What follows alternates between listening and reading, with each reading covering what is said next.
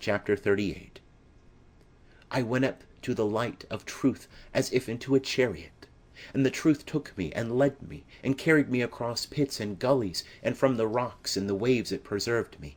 And it became to me a haven of salvation, and set me on the arms of immortal life.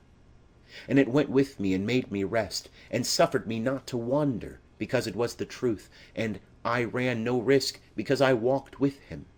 And I did not make an error in anything, because I obeyed the truth. For error flees away from it, and meets it not, but the truth proceeds in the right path. And whatever I did not know, it made clear to me, all the poisons of error, and the plagues of death, which they think to be sweetness. And I saw the destroyer of destruction, when the bride who is corrupted is adorned, and the bridegroom who corrupts and is corrupted. And I asked the truth, Who are these?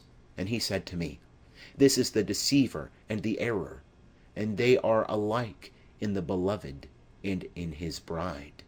And they lead astray and corrupt the whole world, and they invite many to the banquet, and give them to drink of the wine of their intoxication, and remove their wisdom and knowledge, and so they make them without intelligence. And then they leave them, and then these go about like madmen, corrupting, seeing that they are without heart, nor do they seek for it. And I was made wise so as not to fall into the hands of the deceiver. And I congratulated myself because the truth went with me. And I was established and lived and was redeemed. And my foundations were laid on the hand of the Lord, because he established me. For he set the root, and watered it, and fixed it, and blessed it. And its fruits are for ever. It struck deep, and sprung up, and spread out, and was full and enlarged.